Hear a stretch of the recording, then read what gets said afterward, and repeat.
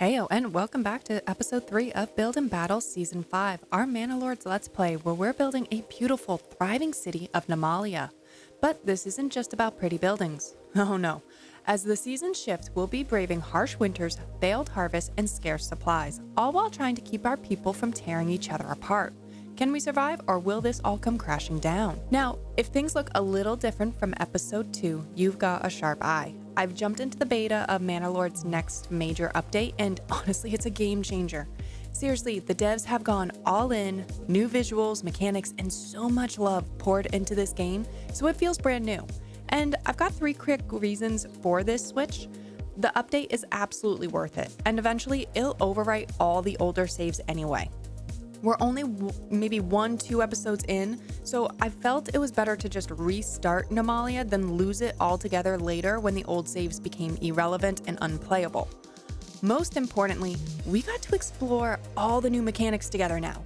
So from expanded food systems to fresh development points, I wanted to dig in and get to play with it all with you. So keep an eye over on the community tab because there will probably be a couple of polls based on different builds and different ideas to implement in Nemalia.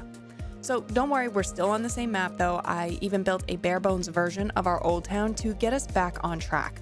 I did make things a bit easier just so we can learn the ropes without total chaos, hopefully. So settle in, let's dive back into Nemalia where survival is earned, not given, and let's get building. All right, moving forward, we're going to slow things down just a bit, focusing on one specific build per episode. That way, we can really dive into the mechanics and design together. Today, we're kicking things off with the basics, lumber production. If you haven't guessed it yet, our first major focus is the lumber yard. Honestly, wood is essential. Just about everything in our settlement is going to need it. Now, I've already laid down 2 roads, one leading off to the fishing pond and another that heads toward the central territory of the map. We'll be placing the lumber camp right here, near the edge of the next region. And if you're sitting there thinking, Nama, what are you doing? There's barely any trees there. Well, you're not wrong, but hear me out. The idea is to create a fabricated woodland, basically our own renewable forest that we create ourselves, I guess. I guess that's what renewable means. Instead of chopping down all the natural trees, I just want to preserve the environment and see if we can sustain our lumber production with the planted trees. And honestly, that's not the entire truth. I just think it'd be kind of fun and it's just a fun challenge, I guess. It'd be a cool visual experiment to build our own forest using the in-game assets and to see if it actually works. So let's get that lumber camp placed. I also want to drop in a hitching post right away. I like to dedicate a specific stable for lumber operations just to keep the logistics smooth. And here's a little design tip I've picked up over time. I always start by placing our fixed, non-flexible buildings first. Things like the lumber camp, firewood cutter, and storehouses. These act as anchors for the area, so once those are in, it becomes much easier to wrap flexible builds around them, such as fields, burgage plots, the marketplace, items that you get those little nodes with.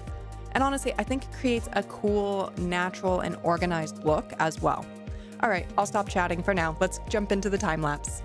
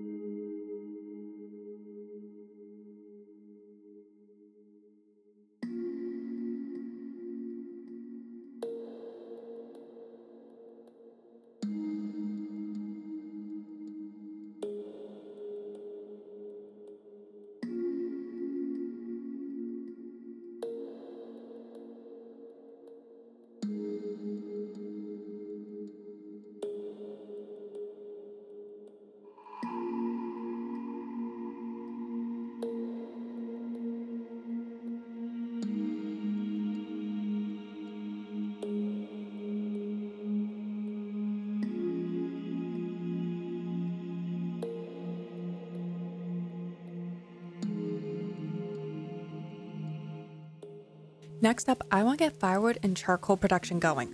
One of the recent patch changes tweaked how development points worked. Specifically, we can now produce charcoal without having to spend a dedicated point on it, which honestly is a pretty big deal.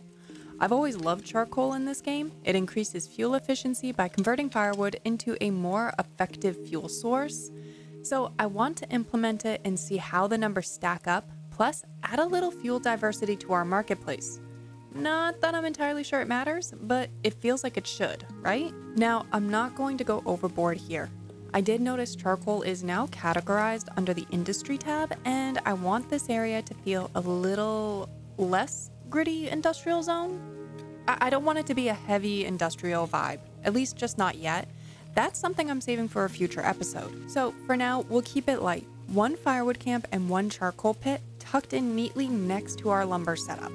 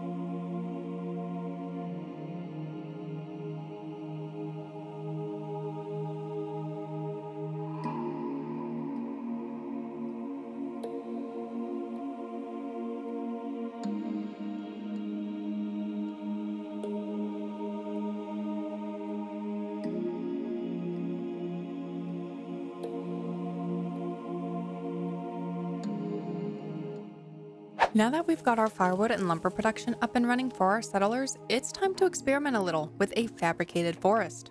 What does that mean? Well, we're basically bringing the modern idea of a renewable forest into a medieval city builder. The goal is to ensure we've got a sustainable lumber supply without wiping out the natural woods. We'll start with the key extractor building, the forester's hut.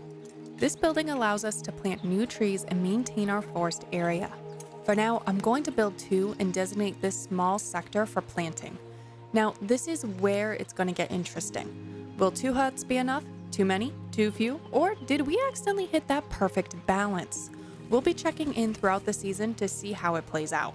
Speaking of which, if you're enjoying Season 5 of Build and Battle, I'd love to see this video hit 50 likes. It really helps the channel and feeds the almighty algorithm. Or drop a comment below. Either way, I appreciate the support.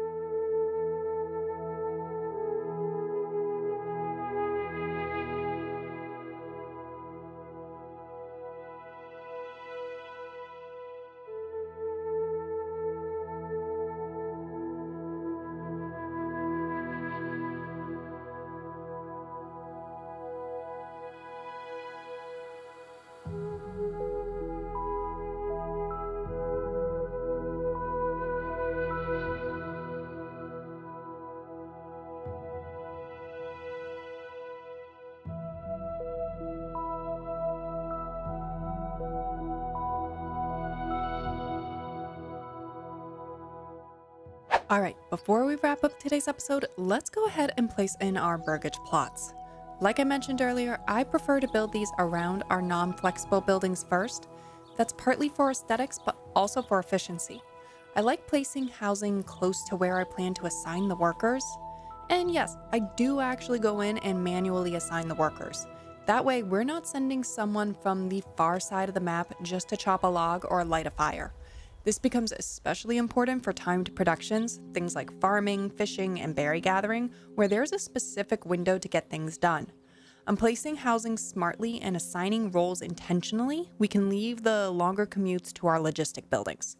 Their whole job is to move goods around, whether it's collecting production items, restocking the market, or supplying other buildings, so it just makes sense to let them handle the hauling versus our actual production workers.